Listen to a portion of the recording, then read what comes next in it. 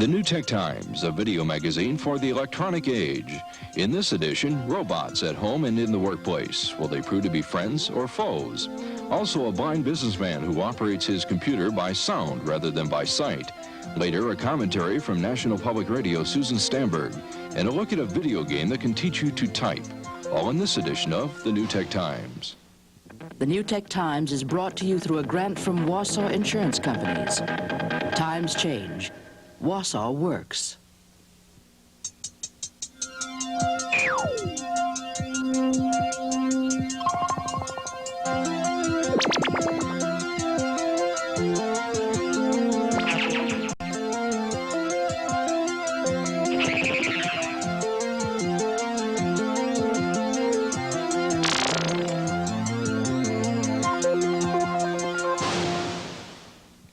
Hi, I'm Nicholas Johnson. Where is the communications revolution taking us? As the airline pilot said, the good news is we're traveling very fast. The bad news? We don't know where we're going. The New Tech Times is designed to help us cope with the outpouring of things like home computers. And beyond computers? Well, how about a computer that could not only think, but see and move and run errands for you? Science fiction fantasy? It used to be. But now even Heathkit has a home robot you can build yourself with the aid of a 1,200-page instruction manual. An idea whose time's not yet come, I thought, until I found out the company had sold out its first year's supply in 30 days. Reporter Ken Munt brings us up to date on robots in our living room. You asked for it. My brain is bigger than yours. And now, Electro, I command you to walk back. Back. Robots. They've actually been a part of our lives for a long time. The first ones you saw were probably in the movies or on old TV shows. They were a little frightening, but a little unbelievable, too. They became more believable and more frightening when they started taking away jobs. But now a new generation of robots is here. Robots not in the movies, but maybe in our homes. Historian and visionary Bob Malone has had a love affair with robots for almost 20 years. Robots really started as automatons, which is, self-acting devices. The Persians made them work. They actually created some very simple things. They had water lifters, they had cup pourers and other things, and that was in the 14th century. By the time Europe got itself organized and created their own kind of highly crafted object, the automaton, in the 17th and 18th century, they had these incredible music boxes, watchworks, and other things to work from. And then with the advent of Karl Čapek's play R.U.R., Rossum's Universal Robots, the word robot was invented in 1921. And with that word, suddenly, boom, everybody adopted it. It was a new word in the vocabulary, like Jeep and other things later on, that became a universal word. And then by 60s, people were investigating industrial robots. By 10 years, everybody, it'll be just like television, it'll be just like radio. Everybody will have it, and they'll have it for different reasons. They're not going to all wash windows, they're not all going to vacuum floors. You're going to have robots that do very particular things, manuscripts, you name it. Hobbies, all kinds of strange things. One place where robots are doing some strange things is the Robotorium in New York City. It's just going to do you can make one little move or you can make a whole bunch of moves. And pretty soon what you're going to be able to do is you're going to be able to get this kind of a robot, which you can always upgrade. So it'll never Most of the robots here are only toys. Still, Roboteer and Robotorium owner Debbie Huglin is working on giving her customers what they really want. When are you going to have something that'll vacuum? You'll be able to get a traveling base in about a year. You can get linear and XY slide bases right now. Can I program it to make strings? Yes, that's one of the main things is it's got what's called a floating hand, which means you can use it to write with or you can use it to carry. Our domestic crises may not be solved at the Robotorium just yet, though our Christmas shopping could be.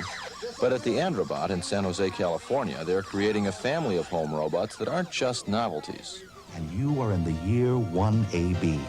We currently are working on 4 products.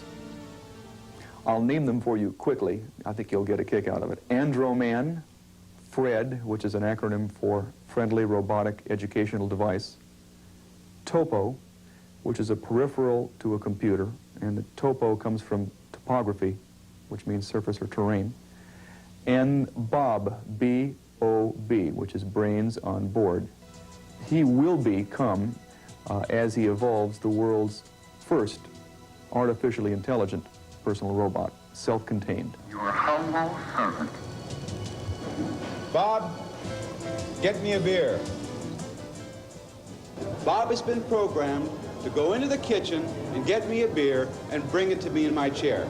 Let's see if there are any left.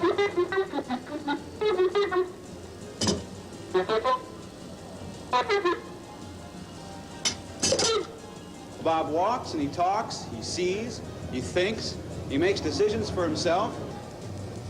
He's going to make it as convenient for me as he can. He's going to turn so that the can is facing me. This Coke's for you. Bob can't really think, of course, Very good, Bob. but as long as you have an Andro fridge and $2,000, he can at least serve beer.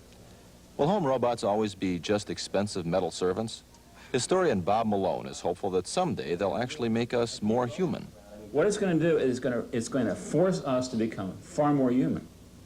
What it's going to do is say, just doing dumb work isn't enough. We have to use our brains and our sensitivity to react to each other, to react to the environment, and to learn how to react to this more sophisticated technology. So what it's doing is going to force the entire human race to become more intelligent, more sensitive.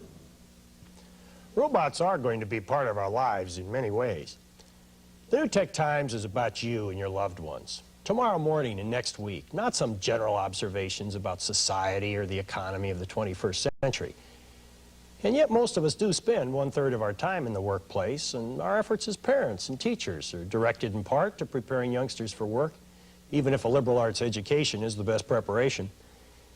But as robots take over the work of everyone from migrant workers in the fields to factory assembly lines to offices, what is the best preparation for the future, for our kids and for the rest of us? The workplace is changing. In Japan, a robot even turned on a factory worker and killed him. So what does the future hold? Well, as reporter Gary Probst found out, it's not all what you might think.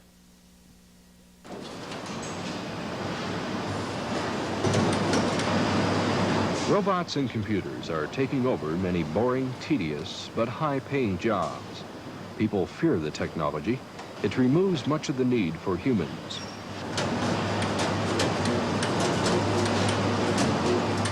Industrial and government leaders are telling us there's no reason to be concerned. They predict that workers will simply learn to operate and maintain the machines which are taking over unpleasant manual jobs.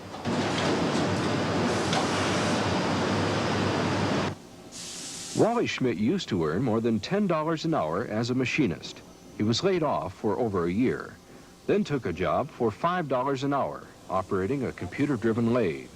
Schmidt believes computer know-how is the key to higher wages.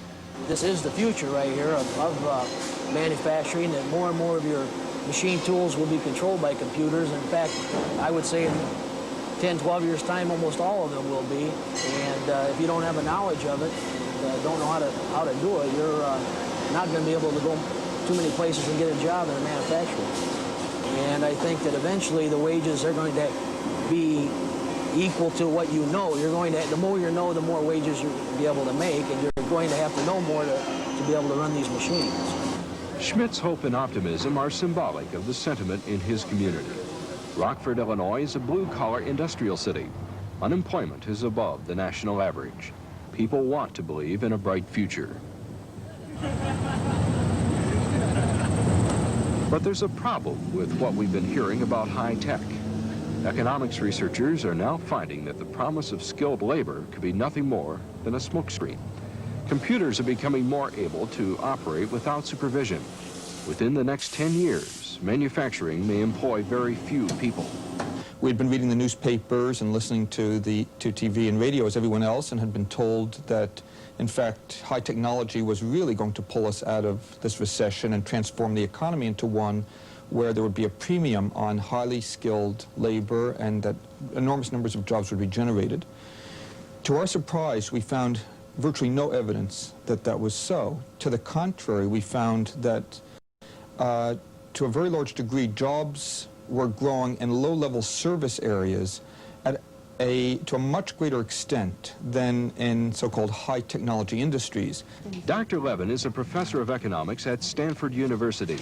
His study of the job market is backed by a report from the U.S. Bureau of Labor Statistics. It shows that growth areas will be in low-skill positions. The Labor Department predicts the need for 700,000 new secretaries by 1990, 500,000 nurses' aides, and about the same number of new janitors.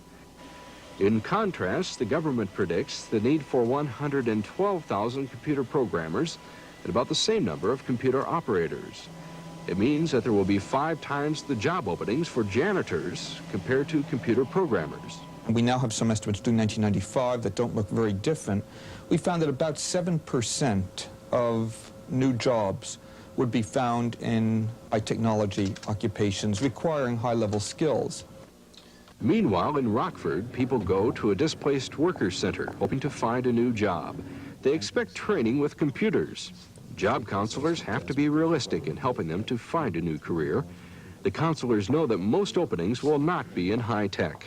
We go by what the surveys indicate where the employment is going to be down the line, and using that as a guide, that's what we determined as training areas. So we would avoid sending people into training into areas that don't seem to be where it's going to be in the future. Wally Schmidt is one of the few people who went through the Displaced Workers Program and found a job involving technology. That does not mean he has job security. Schmidt's manager has a prediction of future employment needs. Less operators, more automation. As you can see here, with 2 of these machines only require 1 operator now. Doolin's company is Rockford Dynatorque, a small producer of electromagnetic clutches and brakes. More automation will be needed to keep prices down and the company going. One reason is because larger companies may use high technology to take jobs overseas. Particularly in Southeast Asia, and I'm not talking about Singapore and Hong Kong, it's Malaysia. And you're talking about a labor force with typically, they're females from the rural areas with 2 or 3 years of schooling. The processes have become so automatic, they've become so self-monitoring that you simply don't need very much intelligence or skill to deal with them. Dr. Levin believes that American corporations and the government must find ways to prevent the separation of the haves and have-nots in a high-tech economy. Computers could cause the erosion of the middle class. If that happens, Levin predicts violent consequences. Well, I think that the only way that they'll be spoken for is through the political process. That is, they can't register votes in the workplace if they don't have jobs. And if they get frustrated with the political process and lose faith in it, then you may see some of the kinds of things that we saw in the late 60s, the fires in Watts in Washington, D.C., after Martin Luther King was murdered. And so essentially there will be a challenge to the political system in order to see if it can respond, and if that doesn't work, then we're going to see other kinds of challenges which will not go through normal channels. And my own feeling is that unless we do something, it's clear that those are the directions that movements will take place in. So what are we going to do with robots? No one has yet come up with some spray that will be equally effective for rodents and robots. Fact is, it's too early in the dawn of the human day for anyone to have yet come up with the answer. But one fellow I've found helpful is Dr. Patrick Dixon. Pat is a professor of child and family studies at the University of Wisconsin and has done research in the kind of lab school in which I grew up. Pat, welcome to New Tech Times. Happy to be here. After that last piece, what do you think? Should we train all our kids to be computer programmers or janitors?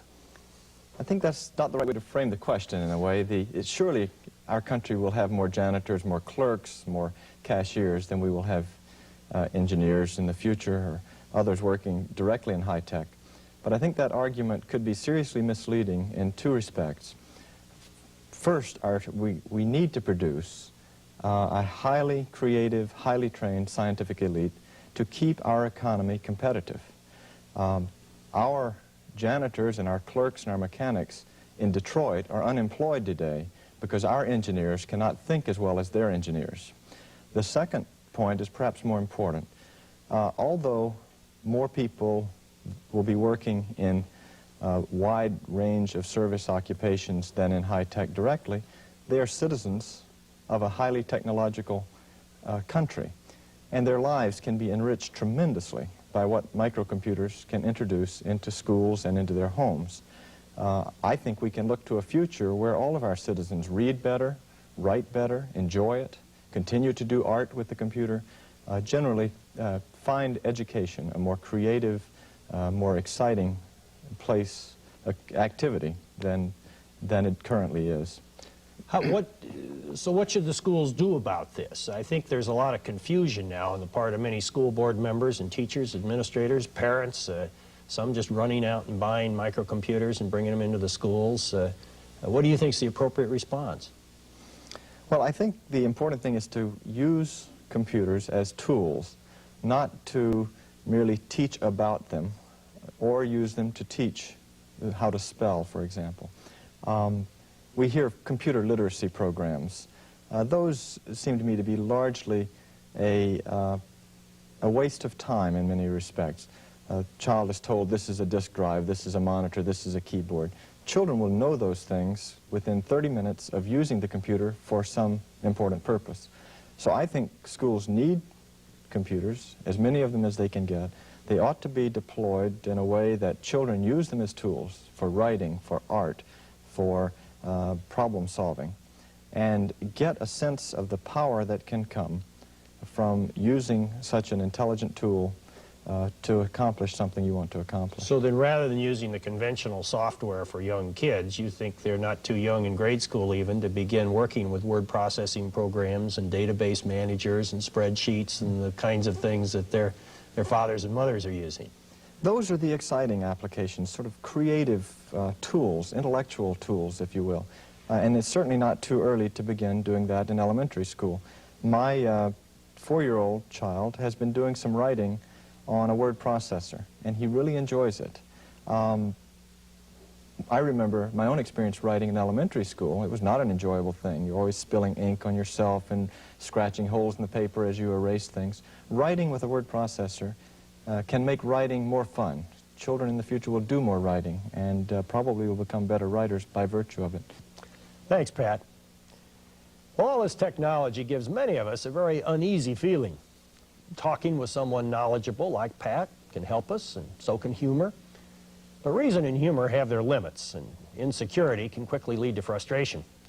In Frankfurt, Germany recently, a video display worker beat his computer to death with a chair and then set it on fire. National Public Radio's Susan Stamberg hasn't yet gone that far, but she's thinking about it.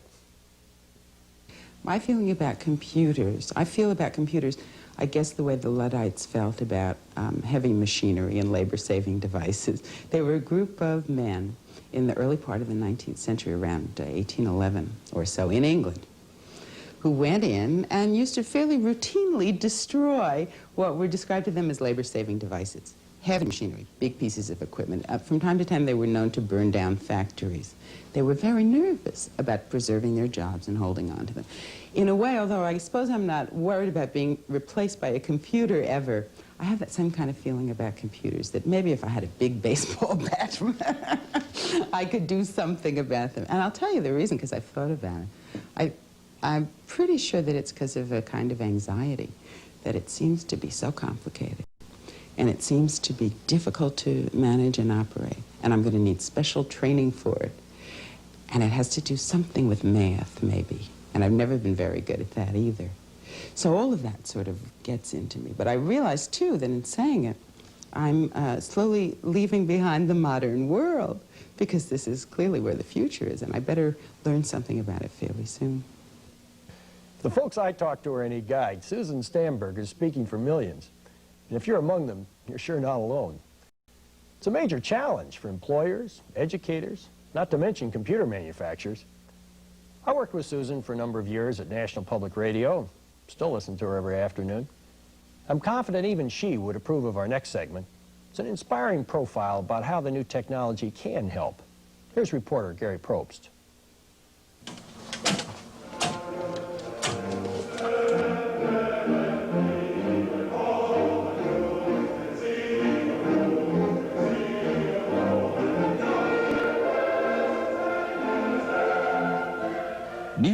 Ewers has a recording studio in the basement of his home. He tapes music and develops soundtracks for films. Neil has a good ear for music and most everything. He has to. Neil Ewers is blind.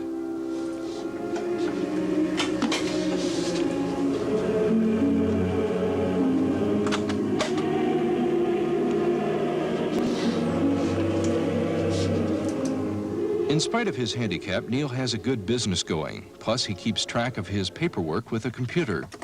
Now, it's easy to understand how he can mix music on tapes even though he's blind, but how can he operate a computer? He lets the machine talk to him. I press a particular key.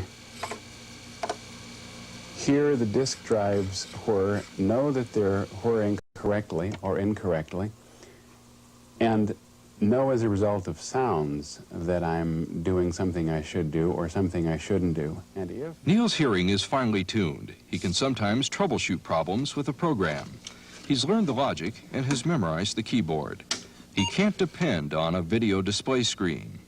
I do a lot by sound. I don't have a lot of modern technological conveniences that allow me to hear speech synthesized output. And as a result, I'm probably better off if I were sitting here at the screen and typed some characters in and the speaker said, "Error, press return to begin program all over again." I'd simply press return to begin the program all over again and really wouldn't know a heck of a lot about what I had done to cause the error. So I have to know a great deal about the logic of the computer, how it works, and the logic of the program that I'm using. In this case, I met with success. There's a lot of competition between recording studios in Neil's community. He needs the computer to keep tight books. It helps him to use his time wisely to produce profits. It has allowed me to look at market research. It has allowed me to print into the computer all the various kinds of jobs that I do and decide how much money I make on them, whether my price is too low or too high relative to what other people make for the same job. You get to the point where you can program those kinds of things into the computer and ask it certain questions that are relevant to your business and to how you can maximize your profits. The computer also gives Neil a better sense of being an independent businessman. It's allowed me to type up the computer invoices. If somebody comes in to purchase something, I will type up a bill for them right on the spot, which until I had the computer I couldn't do. I had to wait till my wife or a secretary came and printed off the invoice and mailed it out to them. This way they get it right at the moment, and I have the satisfaction of knowing that I have done it without having to bother somebody else to get it done.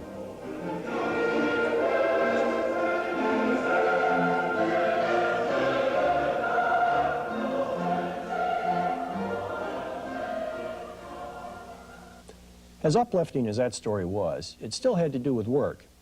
And we don't want to conclude our program without a little play. Games are part of our lives after all, and the technology has changed both how we learn and how we play. And sometimes the two can even go together, as our game reviewers Dan Gutman and Michael Blanchet explain. People say video games cause brain damage, and video games are turning our children into mindless zombies. That may be true, Michael, but they can also teach kids how to spell, how to read. They can teach history, geography, and just about anything you'd want to learn. Most of today's kids grew up with television, so it makes a lot of sense to use the TV screen to help them learn. And since a computer's most common input is a keyboard, what could be more natural than to use a computer to learn how to type? This is a game called Type Attack by Sirius Software. It looks sort of like Space Invaders. You rest your hands on the keyboard and you shoot the appropriate letters out of the sky before they hit the ground.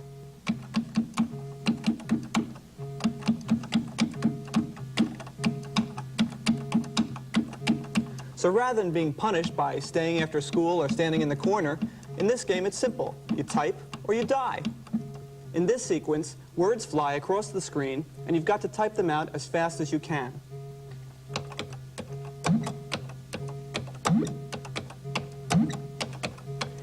You can also set the game to practice with the left hand or just the right hand, vowels, consonants, or numbers. At the end of the game, it gives you your typing speed. Educational games like Type Attack make learning an interactive experience, and it's fun at the same time.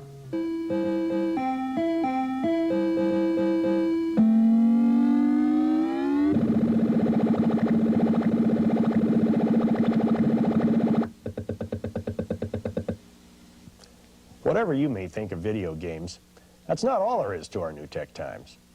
The same robot that brings you a beverage can also bring you an unemployment notice.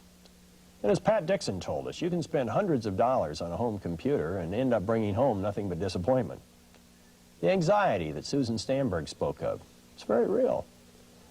We all need a guide to help us through these problems. And we hope that's what this video magazine will prove to be for you. That you'll be here with me for the next edition of the New Tech Times.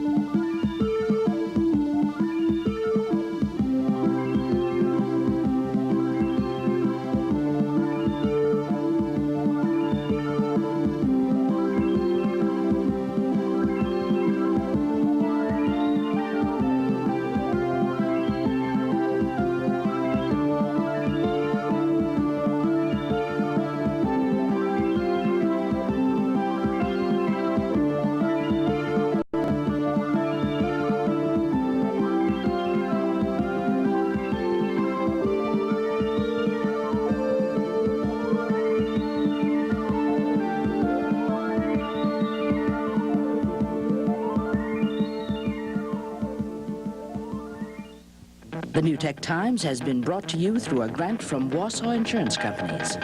Times change. Wausau works. For discount information and your free copy of How to Buy a Home Computer, send $1 to The New Tech Times, 821 University Avenue, Madison, Wisconsin, 53706.